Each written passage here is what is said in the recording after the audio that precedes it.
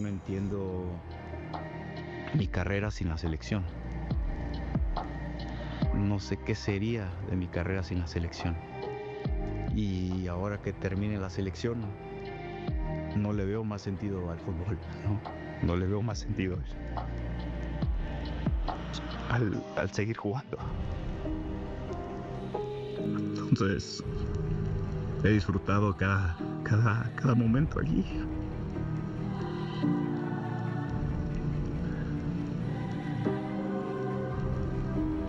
Lo he dado todo, lo he dejado todo.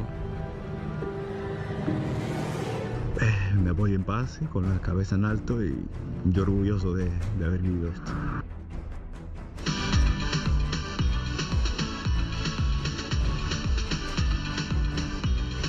Confirmando lo que ya había dicho en otros momentos, llegando a las lágrimas, que es completamente entendible, normal, un arquero, eso sí, de leyenda, hoy suplente en selección nacional, pero un arquero de leyenda para el fútbol mexicano, sin lugar a duda, aquí parte del palmarés de Guillermo Ochoa.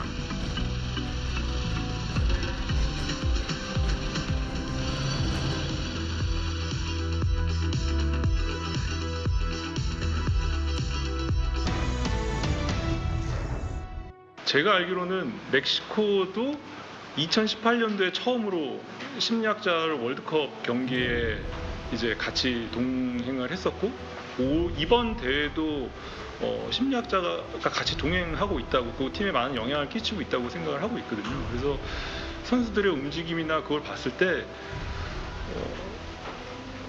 그 1차전 멕시코 경기를 했을 때 평도 제가 봤는데 뭐 긴장했다, 무슨 뭐 자기 경기를 다 못했다는데 심리적으로 봤을 때 저는 그렇게 보이지는 않거든요. 선수들이 그 뭐 골대도 맞추고 그런 뭐 불운도 있고 그래서 했는데 심리적으로도 충분히 준비가 돼 있고, 그리고 자기 경기를 할 줄 아는 그런 선수들이어서 이게 실력적으로뿐만 아니라 심리적으로 정말 잘 준비된 팀이라고 그런 생각이 듭니다.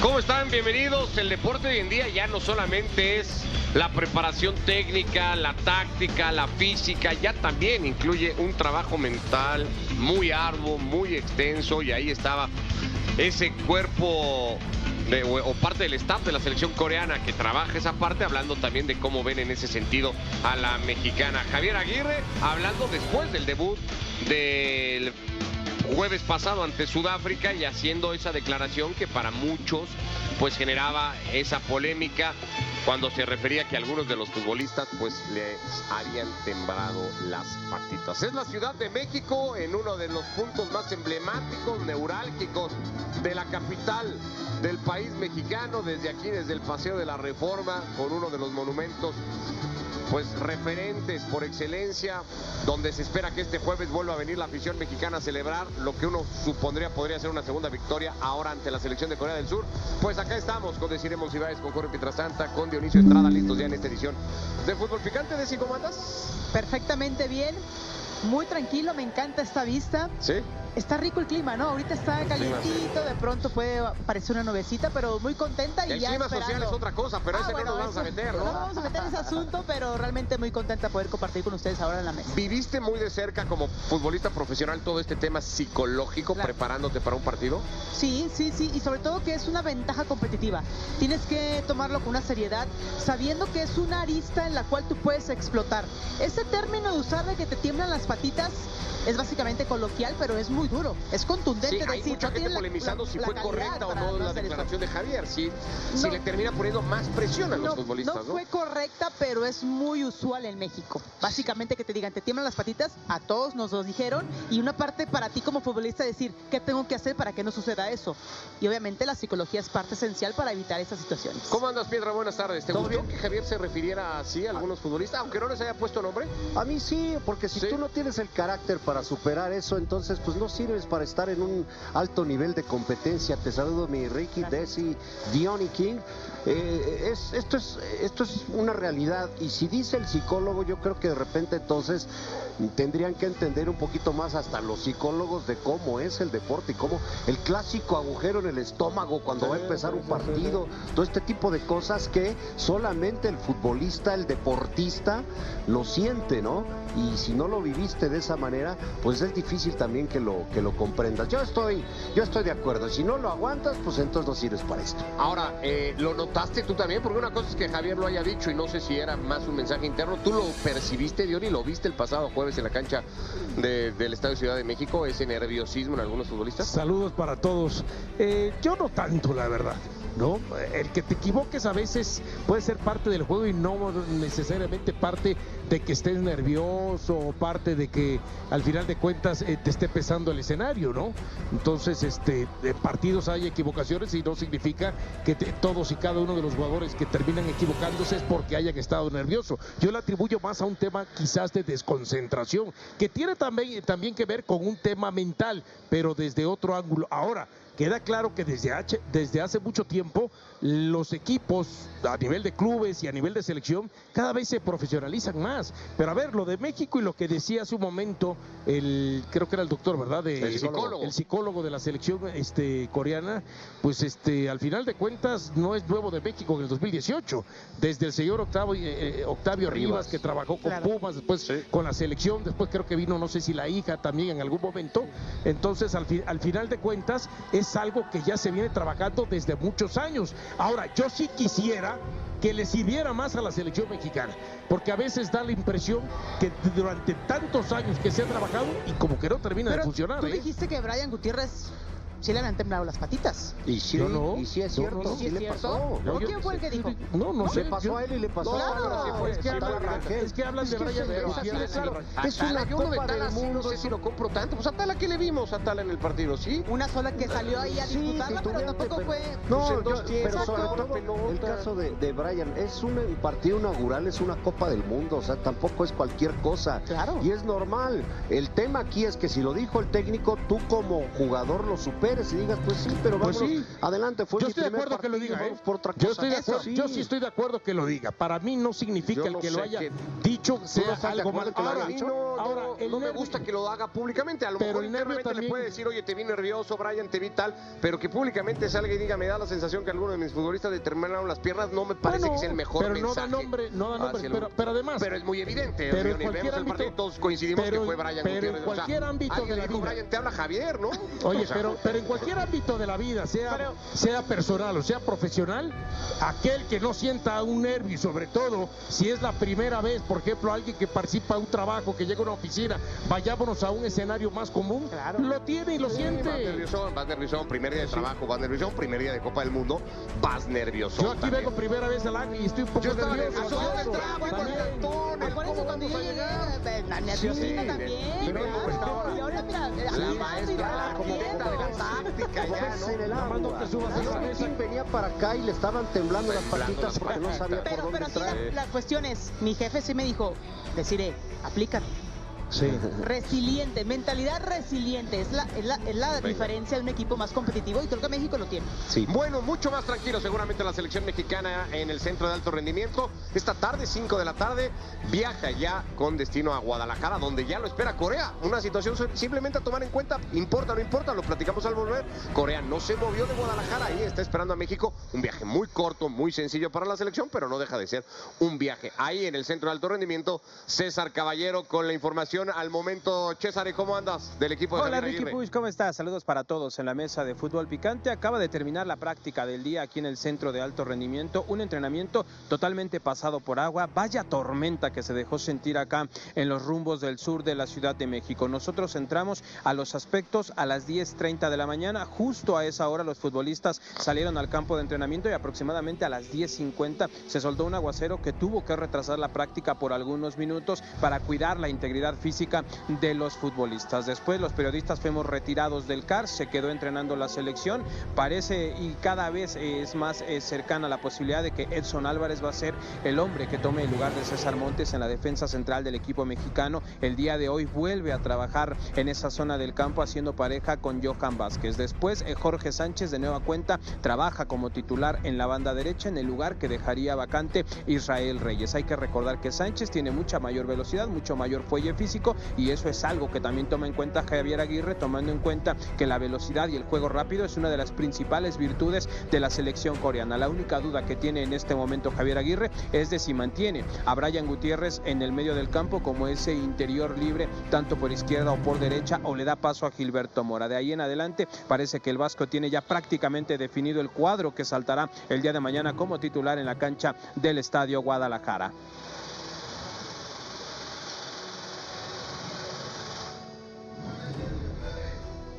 Gracias, César, con el reporte entonces de la selección mexicana de fútbol y del centro de alto rendimiento pasado por agua a Guadalajara contigo, Jesús, para saber cómo está el clima, cómo estará mañana por la noche, 7 de la noche, tiempo del centro de México cuando arranque el partido y cómo está sobre todo la selección de Corea del Sur en este marcaje personal que también hacemos sobre el conjunto asiático.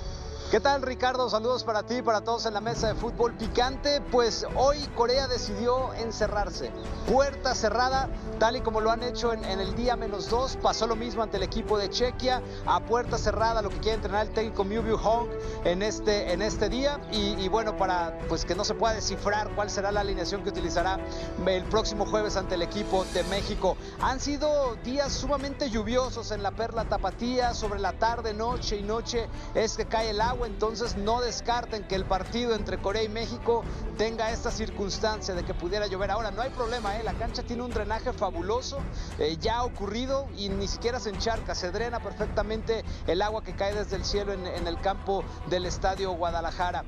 Mencionar que hay tensión entre la prensa coreana y el equipo de fútbol por una crítica que se le hizo al capitán Heung-min Son.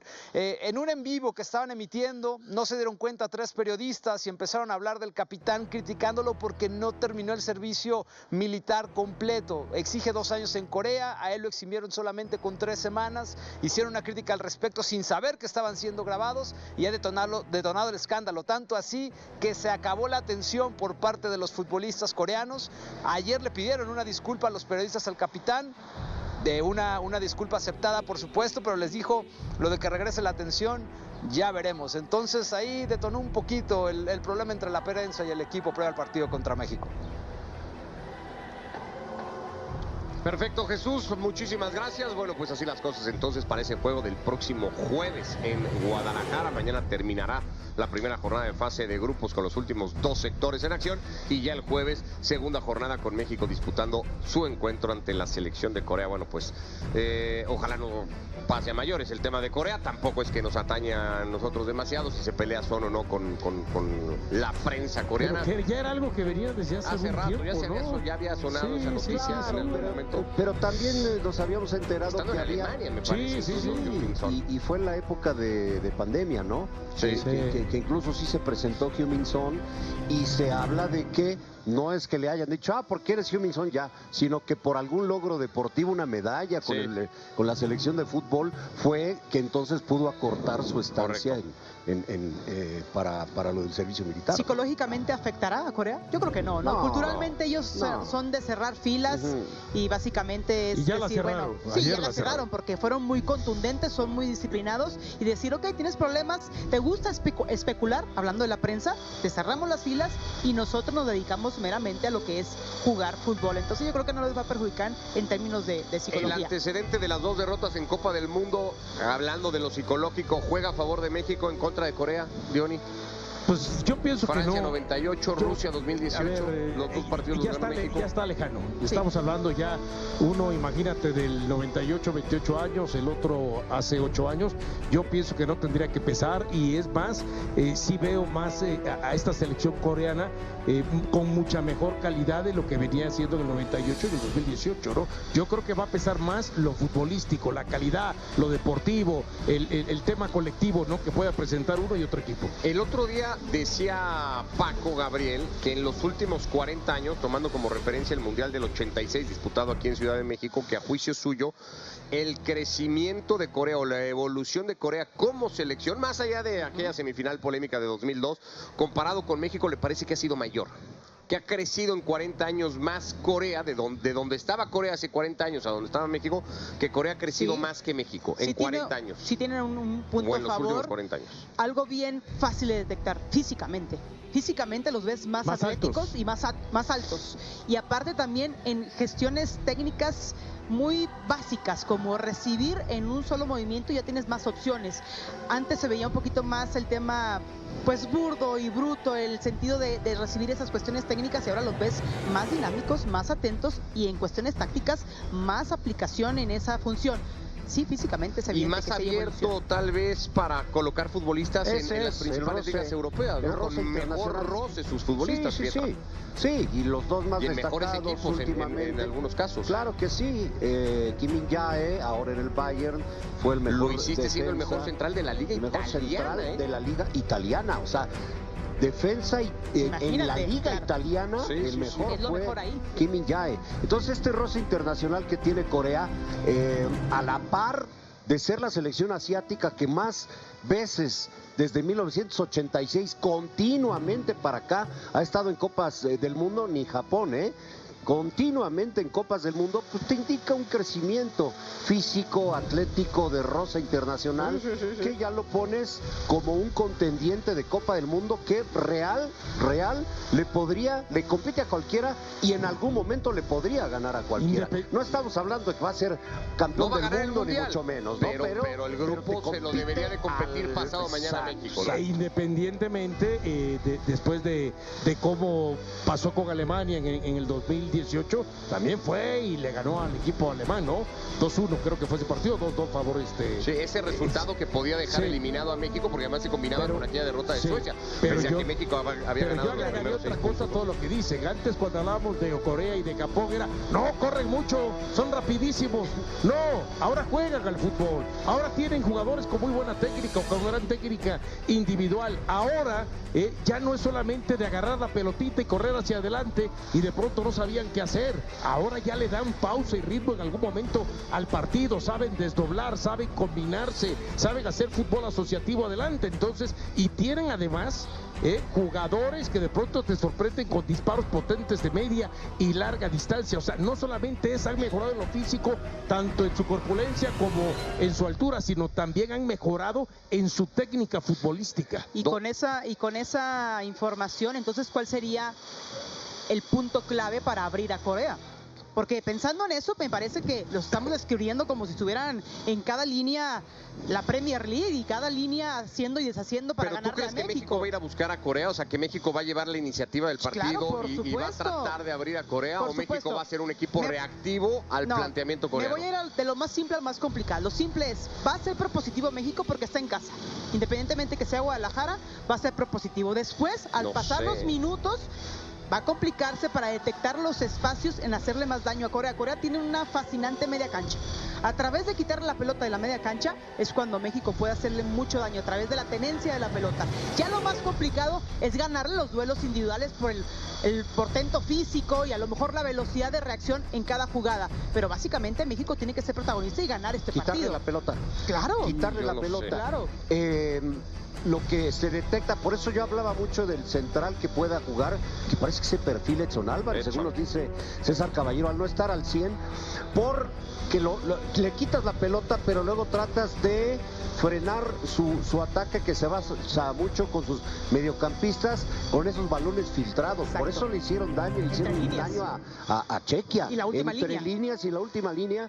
Entonces yo por eso veía, si no está al 100 Edson Álvarez, pero parece que Israel Reyes tampoco está al 100, ese espacio va a tener que frenarlo México, y ese punto 1. Y punto 2, tener la pelota. Yo vi mucho el análisis que hiciste el otro día de y no hay otra. Para mí es sacando conclusiones, tener el balón y evitar esos pases filtrados. De acuerdo. Yo sí dudo si México va a jugar un partido muy echado para adelante. Pero ¿por qué? Dime nombre porque con me nombre parece comparativa a los de Corea porque con me los de parece México que el estando en planteamiento, casa. porque la localía no necesariamente tendría que condicionar, porque Javier se siente mucho más cómodo siempre y ha sido un técnico siempre mucho más reactivo, porque me parece que no va a tratar de dejar demasiado espacio a que le corran a la espalda, porque no tiene en ninguno de sus dos centrales grandes velocistas, porque los lanzamientos de Kang In Lee y de lo que pueda hacer en el medio campo igualmente el futbolista del Feyenoord, Wang In-boom, pueden ser muy peligrosos, porque persiguiendo coreanos puedes pasar muy malos ratos, y porque me parece que México puede funcionar más si es reactivo a tratar de jugar a lo que proponga Corea. No pasaría demasiado, Tú creo yo. dices que va a ser el resguardar el orden defensivo y el contragolpe. Lo priorizó con Sudáfrica, con 9 futbolistas de Sudáfrica. Pero no muy soltó al equipo ahí. contra Sudáfrica. Pero que Corea tenga la pelota, es que no es igual que la tenga no sé Sudáfrica, si, que la tenga pero Corea. que a lo mejor la tenga México, pero que no la tenga México en campo rival, asediando, presionando, sino que México haga largo el partido, que México tenga una posesión de pelota que no necesariamente sea profunda. Bueno, cantado ese perfil, empate. Con Sí, eso seguro. es fácil, un empate cantadísimo. Es que a eso voy. Si México va a hacer largo el partido, si México va a ser reactivo, si México va a esperar a que Corea a ver si le hace daño o no, entonces vamos a ir al empate. Y el empate a México es lo que menos le favorece, porque su cierre es contra República Checa, ¿no? Y República Checa hay que ver entonces cómo le va contra Sudáfrica. Chequia, dicen ahora. Sí, ahora es Chequia. Yo le voy a seguir diciendo Checoslovaquia, luego República Checa, ahora es Chequia. Yo le voy a decir República Checa y voy a seguir diciendo Holanda. Y además los holandeses dijeron... Y voy a llegar a la hora que quieran los programas. A mí ni llamados me den, Sí, ¿no? exactamente. Y los holandeses dijeron, ¿qué es eso de Países Bajos? Nosotros somos holandeses, han dicho los propios holandeses. Bien, pero bueno, a lo que voy es... Y México, entonces, si se mete con República Checa al último partido y después Corea sabiendo que tiene a Sudáfrica, a ver, México es jugarle como que en la corrisa, porque es decir, voy a jugar en el Azteca contra República Checa, no te garantiza que vas a sacar los 3 puntos. No, pero lo que dice Push es que no le alcanza a ser propositivo. Deseamos que sea propositivo México, pero no le va a alcanzar ser propositivo. No, y yo por pienso eso que sí, va a le alcanza para alargar ser el por partido corredor. y se va, aunque está la cornisa, se va a quedar en por un empate. estilo mucho más natural. Ahora resulta que estamos a espera de un balón a táctica, en jugada de táctica física, en un tiro de esquina, en un error de los coreanos, o sea, no hay más allá de una capacidad de hacer una buena México jugada va a tratar de atacar, pero no va a perder nunca el orden, no se va a volver loco. Tener la pelota. No. Yo creo Sí, es que es la clave, esa es la clave. A lo mejor lo hacen largo, pero ten la pelota. Ten la pelota. Sí, eso sí. Eso sí lo veo, con tenencia de pelota. Un poco lo que intentó hacer con Portugal, por ejemplo, que tampoco fue un equipo que fuera desbordado en ataque, pero que sobre todo en el primer tiempo tuvo mucho la pelota, intentó, de repente se desprendía Fidalgo, trataba de aparecer entre líneas, pero siempre muy resguardadito. Le tienes miedo a los coreanos, Oye, papá. ¿a Alemania cómo le quieres decir? ¿La Mancha? ¿O cómo le Alemania, quieres decir? Alemania. Ya ves. Bueno, habló en la previa del partido también Guillermo Ochoa. No es que vayamos a entrar al debate, pero habló Guillermo Ochoa y vamos a escuchar lo que tiene que decir el arquero suplente de la selección mexicana de fútbol. Pues sí, la realidad. Sí, al pan.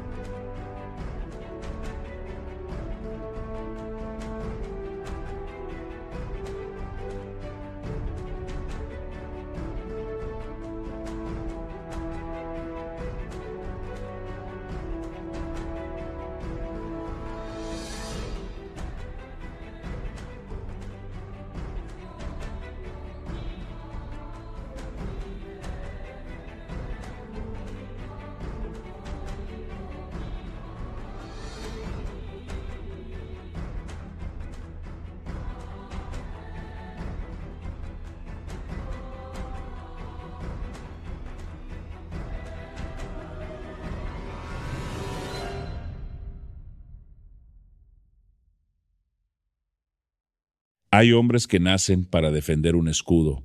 Hay nombres que se vuelven sinónimo de una camiseta. Y luego, en un peldaño aparte, en ese espacio reservado para los mitos, está Francisco Guillermo Ochoa Magaña. Para una generación entera de mexicanos, la portería del tricolor solo ha tenido un rostro. Los rizos al viento, la banda en la cabeza, el número 3 en la espalda y esa capacidad casi sobrenatural para volar cuando el país entero contenía la respiración. Pero hasta los titanes más grandes, aquellos que parecen invulnerables al paso de los años, sienten el peso ineludible del tiempo. Junio de 2026, sexta Copa del Mundo. Un récord absoluto que lo coloca en el Olimpo del fútbol global, compartiendo mesa con figuras como Lionel Messi y Cristiano Ronaldo. Sin embargo, esta vez, bajo el cielo de su propio país, la historia se pinta con un matiz de melancolía profunda. Para entender el vacío que deja su inminente partida, hay que entender de dónde viene. Su romance con los mundiales no comenzó con atajadas heroicas, sino con una paciencia infinita. Alemania 2006 lo vio llegar como un joven soñador y Sudáfrica 2010 lo puso a prueba desde la dureza de la banca. Cualquier otro se habría rendido, pero ese dolor fue el combustible que forjó al guardián que deslumbraría al planeta. Llegó Brasil 2014 y en el Estadio Castelao, Ochoa dejó de ser un simple portero para convertirse en una leyenda. Aquel vuelo imposible para detener el testarazo de Neymar no solo salvó un gol, detuvo el tiempo.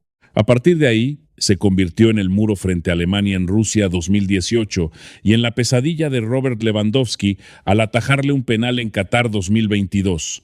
Hoy, a sus 40 años, la estampa es distinta. México, como país anfitrión, inauguró el Mundial ante Sudáfrica. El estadio de la Ciudad de México rugía, pero Ochoa observaba desde el banquillo. El cuerpo exige tregua y una nueva generación pide paso. Es en este contexto, en la intimidad del centro de alto rendimiento y ante las cámaras de la FIFA para el segmento Letters That Unite, que el hombre de acero finalmente se quebró. En la entrevista, a Memo le entregaron un sobre.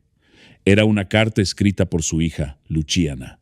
Mientras leía las palabras infantiles pero llenas de una madurez abrumadora, la armadura del ídolo cayó al suelo. Luciana le recordaba que, más allá de los mundiales y los estadios llenos, para ella él era simplemente su papá. El hombre que la hacía reír con bromas malas, el que preguntaba por sus tareas, pero también el hombre ausente en tantos cumpleaños y celebraciones familiares por estar defendiendo los colores de México. «Nunca te rendiste», le escribió su hija. «Y aunque mucha gente te vea como una leyenda, yo seguiré viéndote como mi papá y también mi leyenda». Fue entonces cuando las lágrimas brotaron sin consuelo, un llanto profundo, descarnado, que resumía más de 2 décadas de sacrificios, sin vacaciones desde los 10 años, como él mismo confesó, de presiones, de críticas despiadadas y de ovaciones ensordecedoras. Cubierto de lágrimas, con la voz entrecortada, Ochoa pronunció las palabras que marcan el punto final de una era.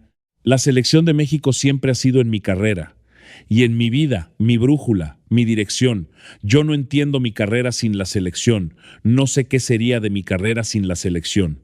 Y entonces soltó la frase que retumbó en el corazón de todo un país.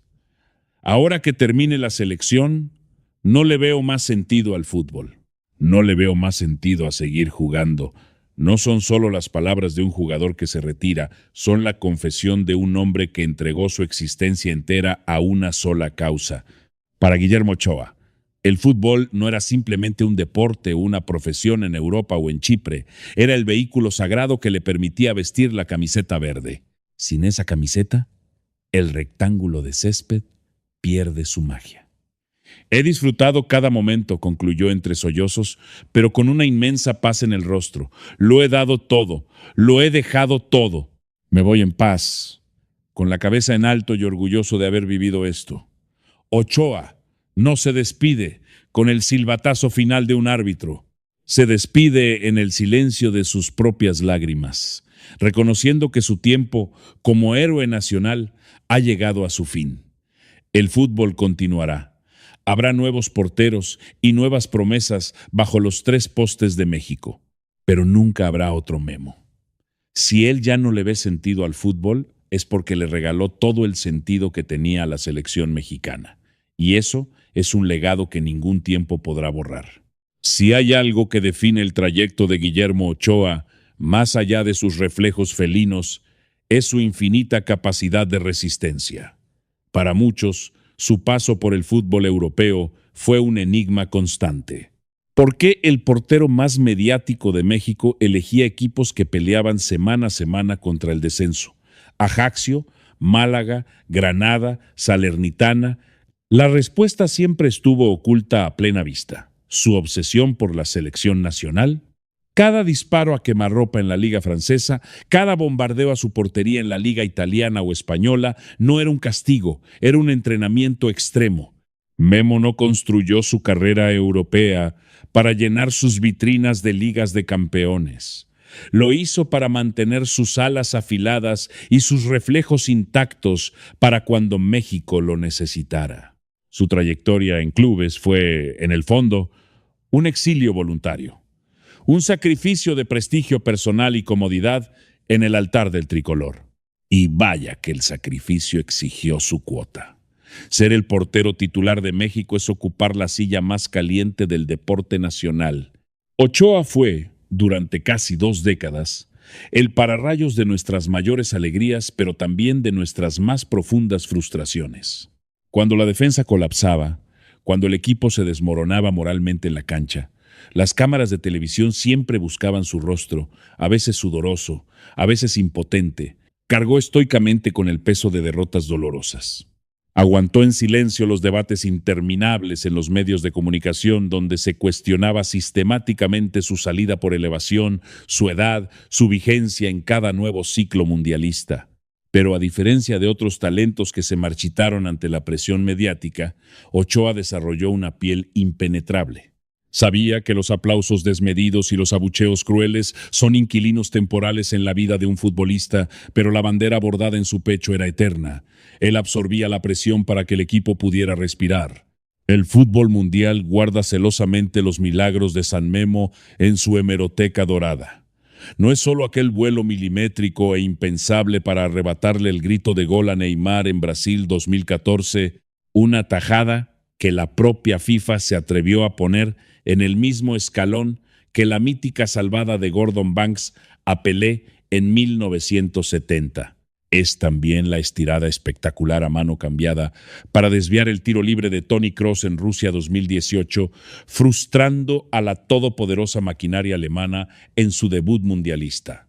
Y por supuesto es la mirada de hielo y la paciencia de cazador frente a Robert Lewandowski en Qatar 2022, adivinando y deteniendo el cobro de uno de los delanteros más letales de nuestra época. En esos instantes precisos, donde el reloj del mundo parecía detenerse y el estadio entero contenía el aliento, Ochoa dejaba de ser humano. Se convertía en un muro de contención construido íntegramente con las esperanzas de millones de mexicanos. No le veo más sentido a seguir jugando. Esa frase, pronunciada entre lágrimas y revelada al mundo en 2026, marca el segundo exacto en que el superhéroe decide que es momento de volver a ser mortal. Después de 6 mundiales, de castigar su cuerpo en miles de caídas, de sacrificar su paz mental y de perderse el tiempo irrepetible con sus hijos en cumpleaños y festividades, ha entendido que la misión ha concluido. Dejar los guantes no es una rendición, es el acto de amor más grande y honesto hacia sí mismo y hacia los suyos. Su hija Luciana, a través de esa emotiva carta, lo esperaba al final del largo túnel del profesionalismo. Ella ya no le exige atajar balones imposibles en la línea de gol, solo le pide que esté en casa, que vuelva a ser el padre a tiempo completo que la fama le arrebató a pedazos. El último capítulo de la leyenda de Guillermo Ochoa no se escribe con un trofeo levantado bajo una lluvia de confeti, sino con la vulnerabilidad absoluta de un corazón abierto frente a una cámara. Se va el jugador, pero en ese mismo instante nace el mito inalcanzable. Se apagan lentamente las luces del estadio, pero el eco de sus hazañas seguirá resonando en cada cancha de tierra, en cada patio de escuela, cada vez que un niño se ponga unos guantes desgastados, mire fijamente el balón y decida volar.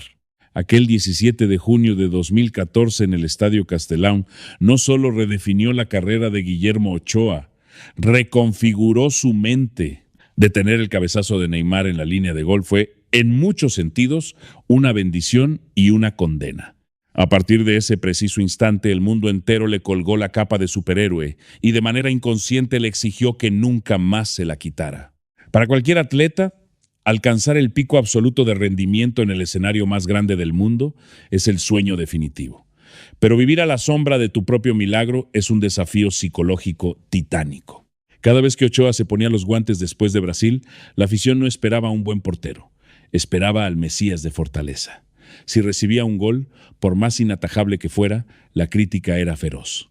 Se le juzgaba no contra el estándar de un guardameta normal, sino contra el fantasma de su propia perfección. Mantener la cordura, la disciplina y el enfoque bajo esa lupa despiadada requiere una fortaleza mental que pocos deportistas poseen. Memo tuvo que aprender a blindar su mente, aislando el ruido externo para enfocarse en la técnica pura, en el análisis del rival y en el amor incondicional por la camiseta verde. Ese desgaste invisible, el de ser el eterno salvador, es quizás el mayor peso que hoy se quita de los hombros. Con la inminente salida de su eterno guardián, la selección mexicana se enfrenta a un precipicio emocional y táctico. La portería del Tri es una de las posiciones más romantizadas y exigentes del fútbol mundial. Durante 2 décadas, los entrenadores nacionales tenían un problema menos en qué pensar. Sabían que, pasara lo que pasara, el número 13 estaría ahí, plantado en la línea de meta. La transición será dolorosa. Jóvenes promesas como Luis Malagón, Raúl Tala, Rangel o Julio González no solo tendrán que lidiar con la presión de un mundial en casa, sino con la sombra gigantesca de la leyenda. Reemplazar a Ochoa no es solo una cuestión de reflejos o técnica, es un vacío de liderazgo puro. Ochoa era el rostro que daba la cara en las conferencias de prensa después de las humillaciones, el que levantaba a los defensas cuando cometían un error fatal, el capitán sin gafete y, muchas veces con él, que entendía el peso histórico del escudo mejor que nadie. El próximo guardameta de México heredará unos guantes que de momento parecen inmensos,